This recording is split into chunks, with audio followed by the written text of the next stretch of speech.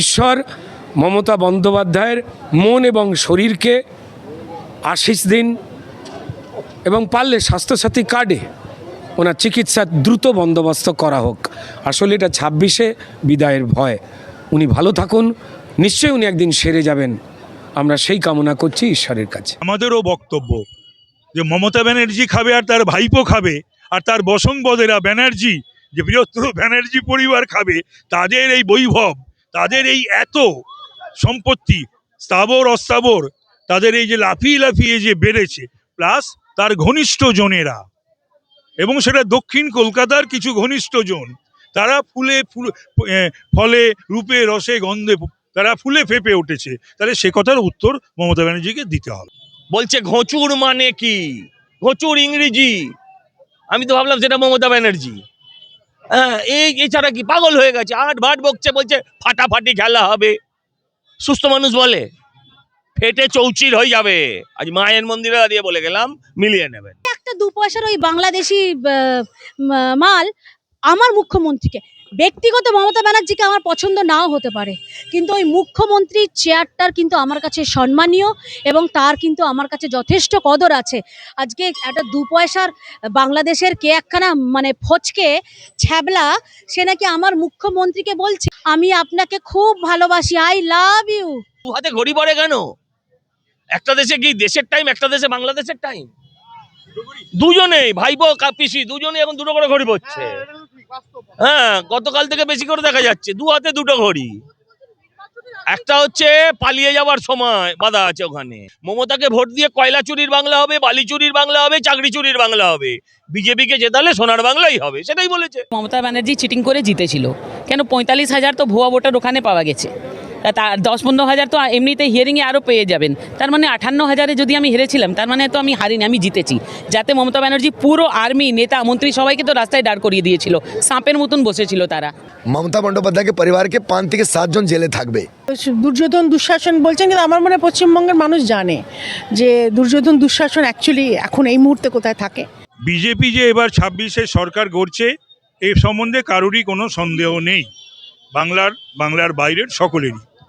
এবং তিনি গতকাল তো বলেছেন যে হ্যাঁ, 2/3 ভোটে জয়ী হয় ভারতীয় জনতা পার্টি, বাংলায় সরকার গড়বে।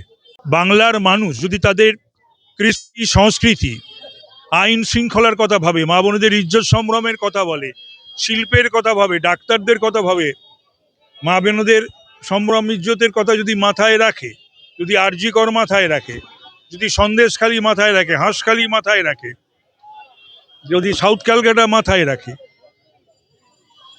এবং যে দুর্নীতি রন্ধ্রে রন্ধ্রে, চাকরি, কলেজের আসন বিক্রি, তাহলে পরে নিশ্চয়ই এই সরকারকে তারা ভোট দেবে না। এটাই তো বাংলার গণদেবতা শিক্ষা দিয়েছিল কংগ্রেসকে, এটাই বাংলার গণদেবতা শিক্ষা দিয়েছিল সিপিএম তথা বামফ্রন্টকে। এইবার এই বাংলার গণদেবতা একেবারে উচিত শিক্ষা দেবে।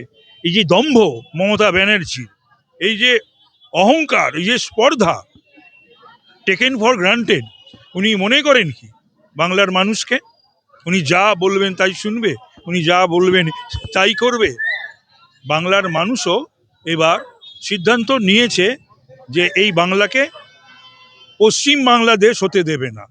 এই যে অনুপ্রবেশকারী, এই যে জিহাদি জঙ্গিরা, তারপরে ওনার মন্ত্রিসভার এবং দলের সব এমএলএরা, পদাধিকারীরা এবং মন্ত্রীরা যে সমস্ত ভাষায় কথা বলছে এবং যেভাবে হিন্দুদের পুজো অর্চনার উপর আঘাত করছে, ব্যাহত করছে, যেভাবে হরগোবিন্দ দাস এবং চন্দন দাসদের হত্যা করা হলো, কুপিয়ে কুপিয়ে হত্যা করা হলো শুধুমাত্র হিন্দু বলে, তারা কিন্তু কোনো এই সরকারের কাছ থেকে বা এই প্রশাসন পুলিশের কাছ থেকে কোনো রকম কোনো সহযোগিতা বা প্রোটেকশন পাচ্ছে না। বাংলার জন্য নিশ্চিতভাবেই, শুধু বাংলা নয় ভারতবর্ষের জন্য, এটা এই নির্বাচনটা যদি শুধু ভাবি যে একটা নিছক একটা সরকার গড়ার নির্বাচন, এই নির্বাচনটাকে যদি ভাবি শুধুমাত্র যে একটা আর 5টা যে বিধানসভা নির্বাচন আমরা লড়েছি বা করেছি বা দেখেছি তার মতন না, এই নির্বাচনটা দেশের যে আভ্যন্তরীণ নিরাপত্তা, যে সার্বভৌমত্ব ভারতবর্ষের নিরিখে, ভারতীয় হিসাবে আমরা বাঙালি এবং ভারতীয়, তো সুতরাং বাংলার এই নির্বাচনটা অত্যন্ত গুরুত্বপূর্ণ ভারতবর্ষের নিরিখে।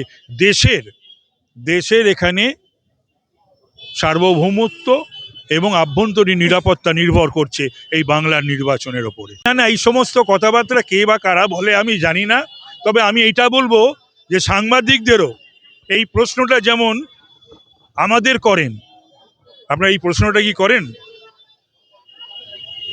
মমতা ব্যানার্জিকে? তো সেটিং হলে, যদি সেটিংয়ের কথা হয়, তাহলে তো মমতা ব্যানার্জিকেও তো প্রশ্ন করা উচিত। মমতা ব্যানার্জি যে বড় বড় লেকচার দেয় বিজেপির বিরুদ্ধে, কি না বলে বিধানসভার মধ্যে, বিধানসভার বাইরে, বিজেপি নেতৃত্বকে, প্রধানমন্ত্রীকে, হোম মিনিস্টারকে, তাহলে পরে তো তাকেও তো এই প্রশ্ন করা উচিত। আমি কিন্তু কোনো সাংবাদিককে দেখিনি এই সেটিং তত্ত্ব নিয়ে মমতা ব্যানার্জিকে বা কাউকে প্রশ্ন করতে, তাদেরও করা উচিত। এইবার মমতা ব্যানার্জি বুঝবে কত ধানে কত চাল। তাহলে উনি কি হ্যাংলা নন? উনিও তো ক্ষমতা লোভী, উনিও তো হ্যাংলা। উনি আজকে ক্ষমতায় টিকে থাকার জন্য আর নির্বাচনে জেতবার জন্য যা যা কথা বলছেন, যা যা করছেন এবং করাচ্ছেন, আর যাই হোক, এটা একজন মহিলার কাছ থেকে শুনতে নিশ্চয়ই বাংলার মানুষের ভালো লাগছে না। তারপরে ওই চেয়ারে বসে, ওই চেয়ারের তো যা সর্বনাশ করার উনি করেছেন, ওই চেয়ারকে যত হেয় করা, লোয়ার করার করেছেন, এই সমস্ত শব্দ ওই চেয়ারে বসে শোভা পায় না। যে রাজনীতি করেন, তোষণের রাজনীতি করেন, যদি সেটা না হতো তাহলে পরে হুমায়ুনের বিচার হতো, হামিদুলের বিচার হতো, ইয়াসমিনের বিচার হতো, সিদ্দিকুল্লার বিচার হতো, ফিরাদের বিচার হতো।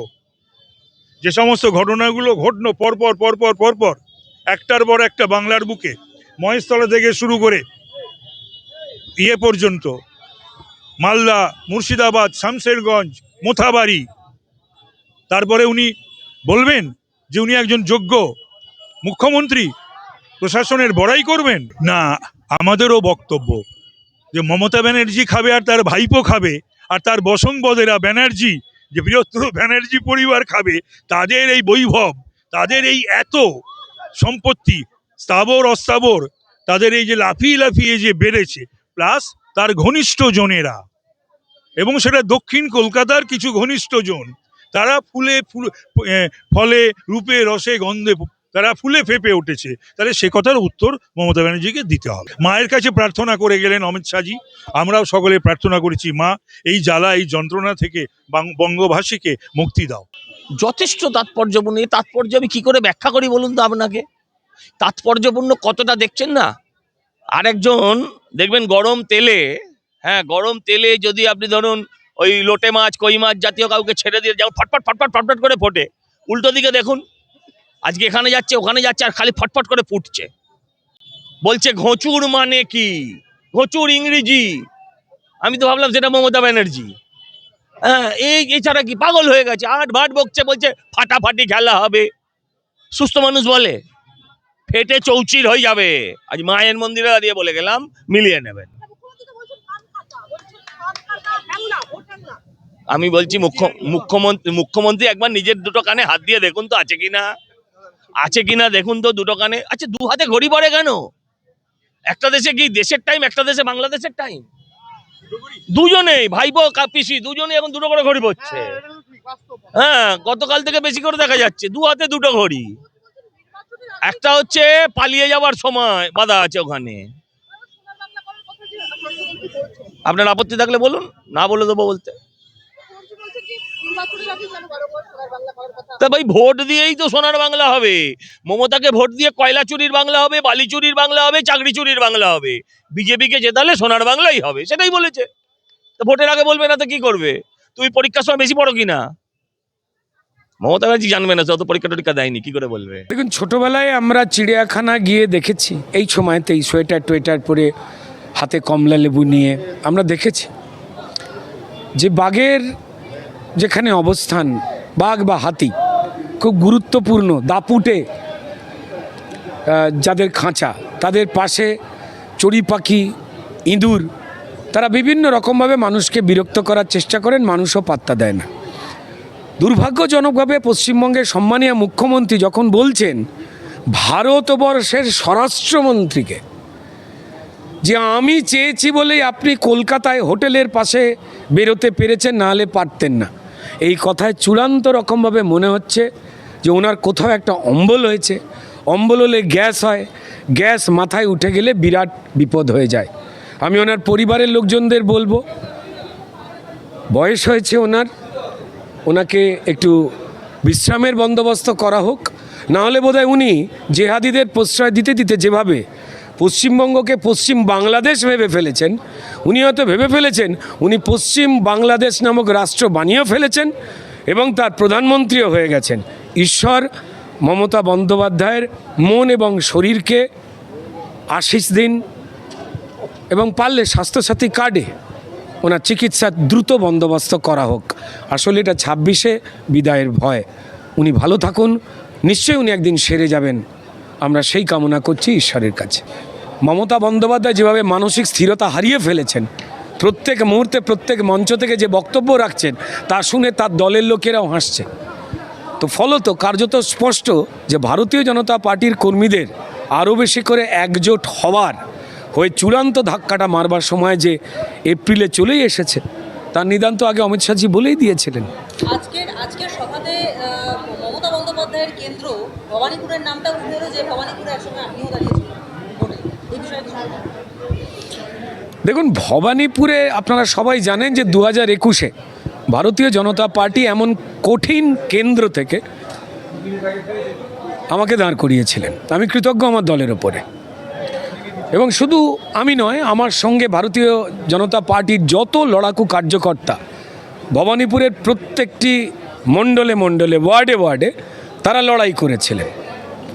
এ মমতা বন্দ্যোপাধ্যায় কার্যত ভুয়ো ভোটের অবলম্বন ছাড়া ওখানে হেরে যেতে পারেন এটা বুঝতে পেরেই কিন্তু তিনি শিফট করে পালিয়ে গিয়েছিলেন নন্দীগ্রামে, এবং সেখানে আমাদের লড়াকু বিরোধী দলনেতার কাছে পরাস্ত হয়েছেন।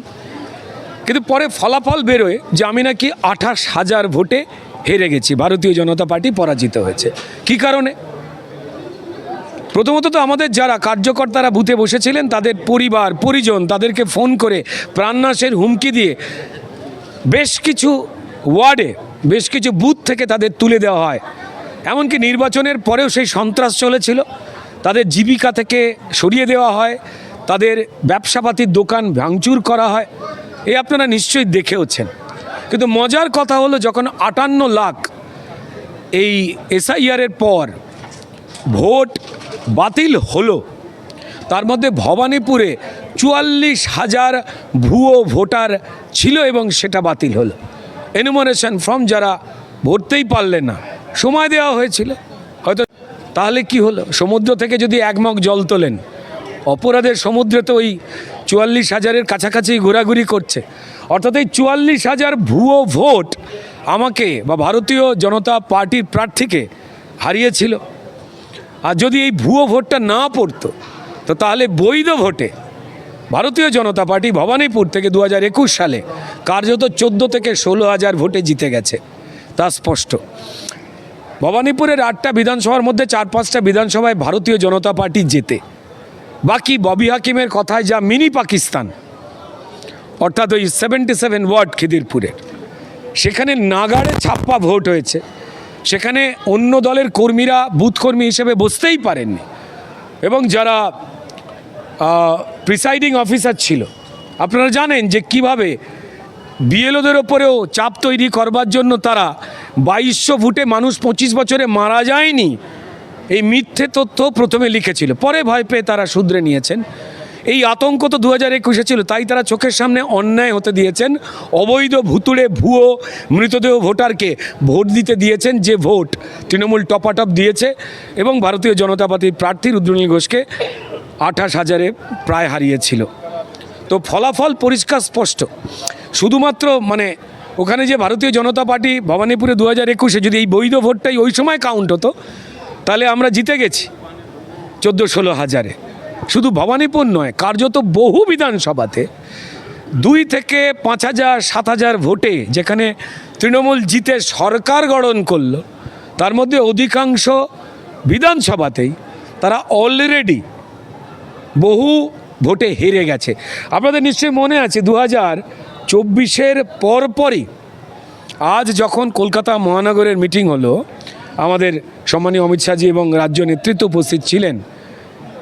এই মিটিংয়ের আভ্যন্তরীণ কি আলোচনা হয়েছে আমি সবটা না বলতে পারলেও শুধু একটা আভাস আপনাদের দিই।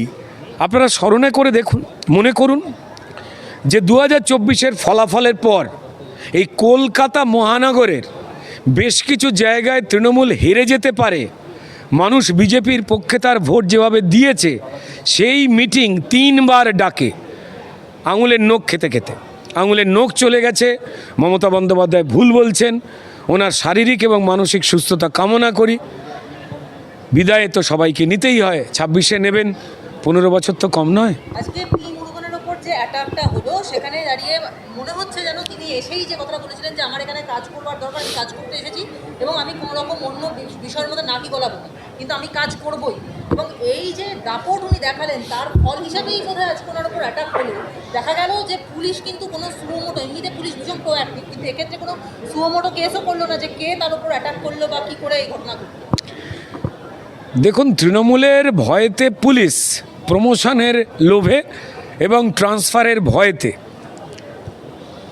সবাই নয়, প্রায় অর্ধেকের ওপরে পুলিশকে, নাহলে তার ট্রান্সফার হয়ে যাবে বউ বাচ্চা নিয়ে।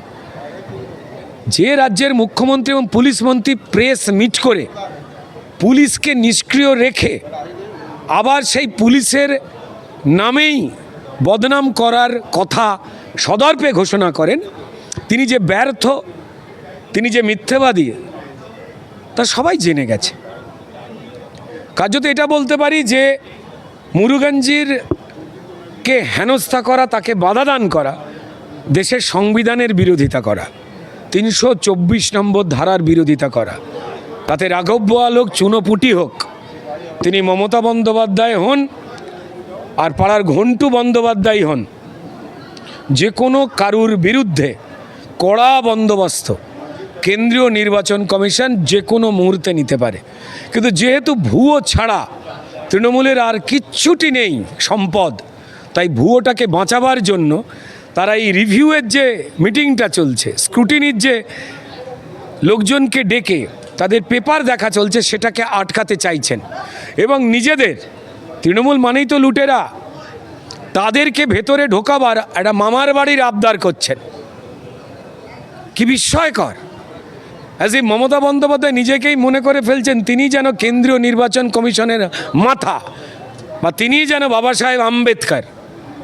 এই ধরনের মস্তিষ্কের অবক্ষয়, এই ধরনের মস্তিষ্কের বিভ্রান্তি বিনাশকালে এত গাঢ়ভাবে কারুর হতে সারা ভারতবর্ষের মানুষ দেখেননি। পশ্চিমবঙ্গের মানুষ বুঝতে পেরে গেছেন, ওনার প্রত্যেক মঞ্চ থেকে উল্টোপাল্টা কথাবার্তা বলা, মিথ্যে কথা বলা, উনি সম্বিত হারিয়েছেন। 26-এ হারের যে ছবি তা তিনি দেখতে পাচ্ছেন আগে থেকে। তাই এবার মমতা ব্যানার্জিকে বলুন না, জিতে দেখাবে। কেন এবার তো কোনো মন্ত্রী বসতে পারবে না? কেন তারা তো নিজের লড়াই লড়বে না মমতা ব্যানার্জির হয়ে রাস্তায় দারবানি করবে? দিদি এবারে আজকে বললেন অমিতজি যে 26-এ দিল পে লিখলো 26-এ আমাদের এই সরকার আসছে, এটা থেকে তো সরাসরি বার্তা দিলেন যে তার মানে 26-এ এখানে সরকার গড়ছে বিজেপি। 101% হবে। কেন ভবানীপুর আপনি ল্যামিনেট করে রেখে নিন, মমতা ব্যানার্জি হারছে। উনি এটা ধরে নিয়েছেন কি পশ্চিমবাংলা পরিবর্তন চাইছে। তো অবভিয়াসলি अगर পশ্চিমবাংলা পরিবর্তন চাইছে, আম নাগরিক পরিবর্তন চাইছে, 9 কোটি লোক একটাই ভাষা বলছে, অবভিয়াসলি উনি কলকাতাকে যত আমার কার্যকর্তা সিনিয়র জুনিয়র ছিল, যত এমএলএ এমপি ওর সবাইকে উনি প্रोत्साहित করেছেন। আর এটা সত্যি কথা এবার খেলা হয়ে গেছে, এবার তৃণমূল সমাপ্তি ওর চলে যাচ্ছে। আর মোটামুটি পশ্চিমবাংলাকে নর্থ হোক, সাউথ হোক, রাঢ়বঙ্গ হোক, সাউথ বেঙ্গল হোক, মমতা বন্দ্যোপাধ্যায় के ওনার টিমকে एक सीएम মতন ওনাকে মেনে নিয়েছে পশ্চিমবাংলায়। যেরকম পুলিশ আপনি দেখবেন কলকাতা পুলিশ ও বাঙাল পুলিশ মোটামুটি 80-20 হয়ে গেছে। 80% যে পুলিশ ডিপার্টমেন্টকে সিনিয়র অধিকারী, ছোট অধিকারী মোটামুটি এটা বুঝতে পেরেছি কি এবার একটা বিরাট চেঞ্জিং। আর পুলিশকে আমরা একটা মৌসুম বৈজ্ঞানিক বলি, উনি বেদার সিস্টেম ওরা বুঝে। তো পুলিশ যখন চেঞ্জ হতে শুরু হয় তখন অনেক জিনিস বোঝা যায়। অমিত শাহ ওইটাই বলেছেন কি প্রত্যেক কার্যকর্তা পশ্চিমবাংলায় যে আমার কলকাতা শহরে আছে আম লোক সঙ্গে ভালোবাসু রাখুক, যার দরকার আছে ওকে সামনে দৌড়াক, আর সংগঠনকে যেরকম আমরা এগিয়ে আগে থেকে এগিয়ে যাই নিয়ে ওইরকম এগিয়ে চলুক। এটা উনি আজকে সন্দেশ এই সায়েন্স সিটিকে অডিটোরিয়ামতে কার্যকর্তাকে দিয়েছেন। ফের উনি আসবেন। Police administration, home secretary, chief secretary, Kolkata police commissioner ওনাকে জিতিয়েছে লাস্ট রি-ইলেকশন 2021-এ। এইবার ওনাকে যেতেই হবে, অন্য কোনো কারণ নেই।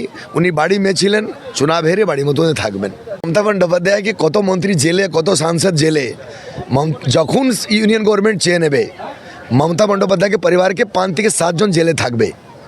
অত ফাইল আমাদের কাছে রেডি রয়েছে। এটা আমরা মার্সি করছি, আর লোকতন্ত্রকে বাঁচাবার জন্য আমরা কোনো অন্য দিকে যাচ্ছি না। আমরা একটা নিয়ম কানুন মানি, আমরা সংবিধান মেনে কাজ করি। না তো যেরকম মমতা বন্দ্যোপাধ্যায়কে পরিবার লুটমার পশ্চিমবাংলায় করেছে, যত ঘোটালা করেছে, এটা কি লোক জানে না? গৃহ হোম মিনিস্টার জানেন না? ভারতের প্রধানমন্ত্রী জানেন না? ওটা ধন্যবাদ মমতা বন্দ্যোপাধ্যায়কে, ওনাদেরকে ছেড়ে রেখেছে এখন ইউনিয়ন গভর্নমেন্ট, আর নিয়মিত কাজ করছে।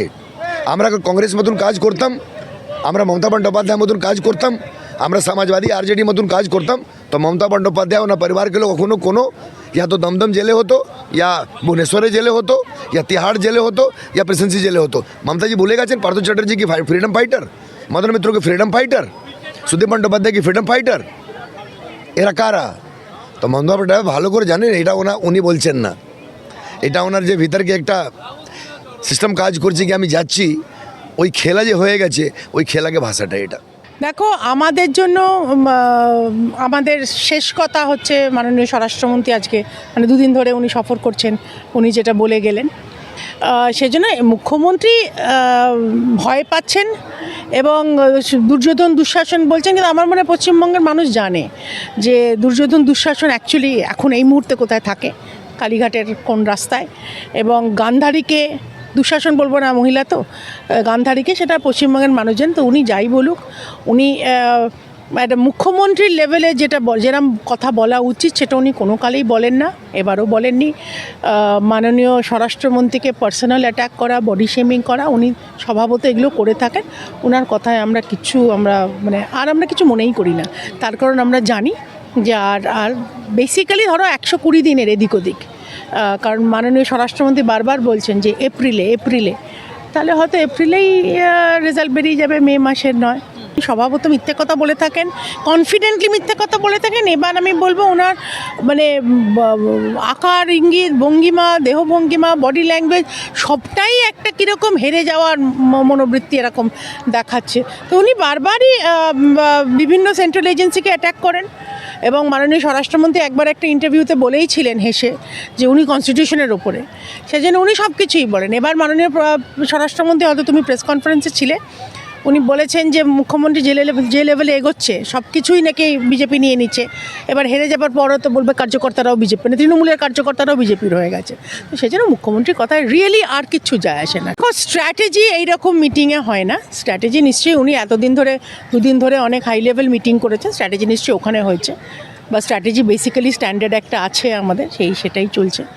এখানে আমাদের যেটা উনি করলেন, যে আমাদের তো কলকাতা জোনের কার্যকর্তা ছিল, উইচ মিনস দক্ষিণ কলকাতা, উত্তর কলকাতা, উত্তর শহরতলি এবং যাদবপুর। তো সেইখানে ওনাদের মানে এক তো প্রশংসা করলেন প্রচুর, এবং ওনাদের আরও উজ্জীবিত করলেন। আমার মতন কার্যকর্তা, আমি দক্ষিণ কলকাতার শক্তিকেন্দ্র প্রমুখও, মানে আমার স্পোক্সপারসন ছাড়াও আমার এটাও আরেকটা, আমি বিএলএও ছিলাম। তো সেই জন্য মানে উনি বেসিক্যালি এইটা আমাদের সঙ্গে যোগাযোগ করা, আমাদের নতুন করে উজ্জীবিত করা।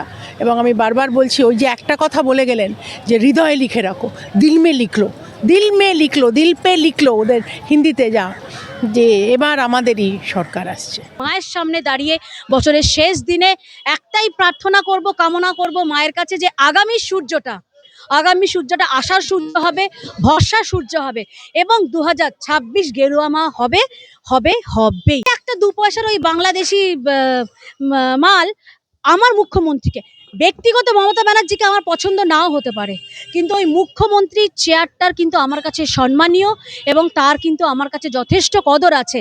আজকে একটা 2 পয়সার বাংলাদেশের কে একখানা মানে ফচকে ছ্যাবলা, সে নাকি আমার মুখ্যমন্ত্রীকে বলছে যে মমতা আপু, আপনার তো হাজবেন্ড নেই, আমি আপনাকে খুব ভালোবাসি, আই লাভ ইউ, আপনাকে আমি বিয়ে করতে চাই আপু, আমাদের কাছে চলে আসেন আপু।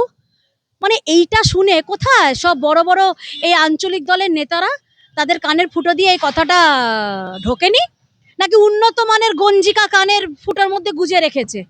কই, টিএমসির তো কোনো একটা প্রতিবাদ দেখলাম না, একটা প্রতিবাদ দেখলাম না। অথচ একটা সাধারণ মানুষ একটা কিছু মানে এই আঞ্চলিক দলটার বিরুদ্ধে ফেসবুকে লিখুক বা বলুক, এখন তো সে মানে আতশ কাচ নিয়ে বসে আছে। জঙ্গি কায়দায় দেখবে রাত্রিবেলা তাকে বাড়ি থেকে তুলে নিয়ে গিয়ে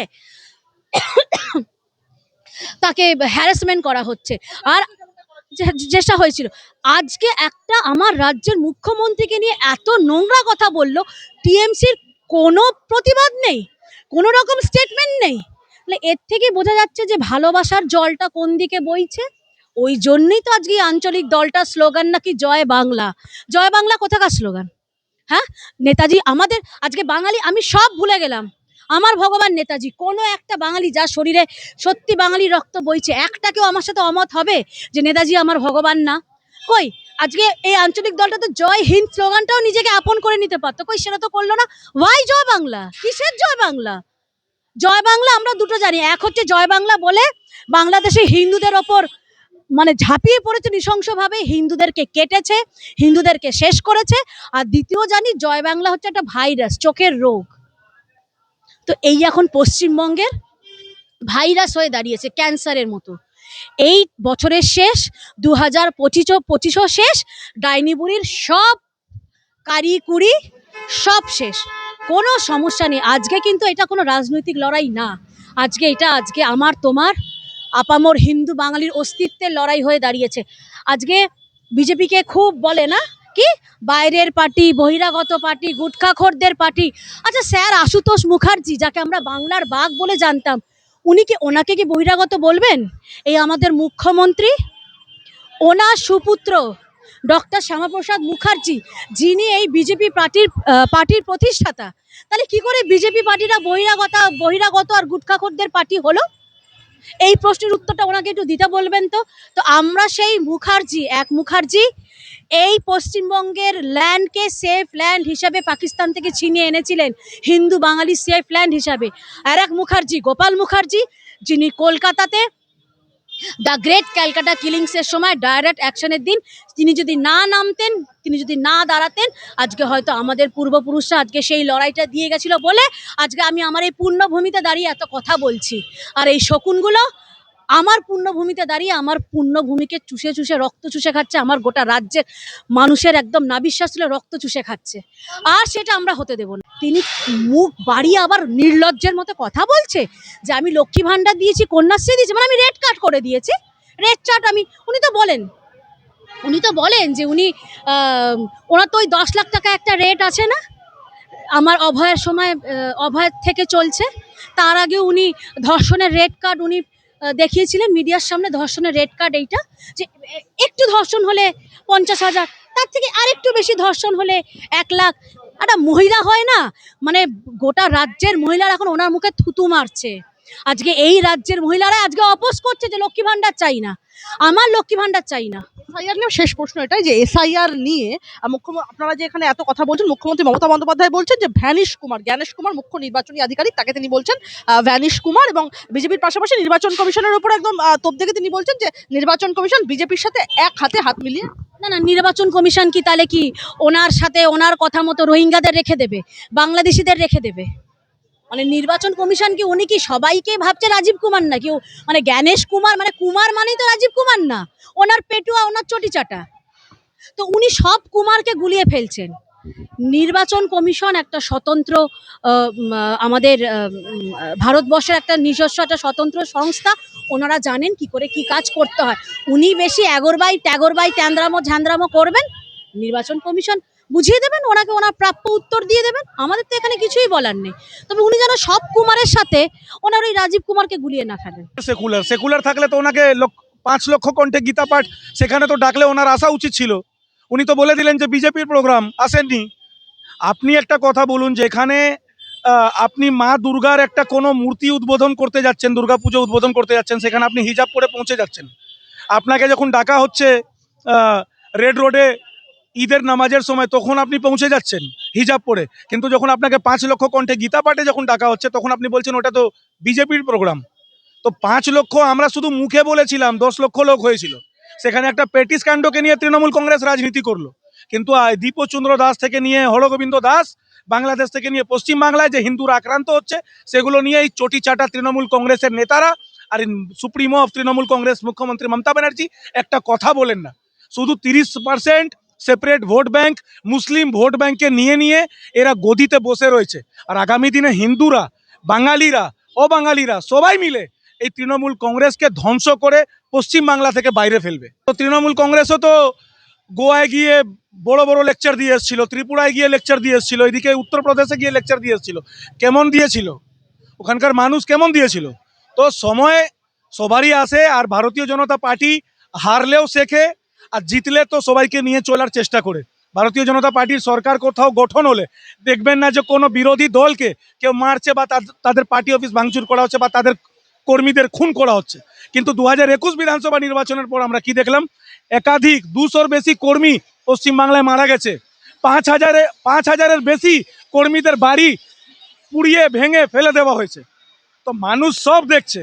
আগামী দিনে মানুষ ভারতীয় জনতা পার্টিকে আনার জন্য এখানে প্রস্তুত আছে।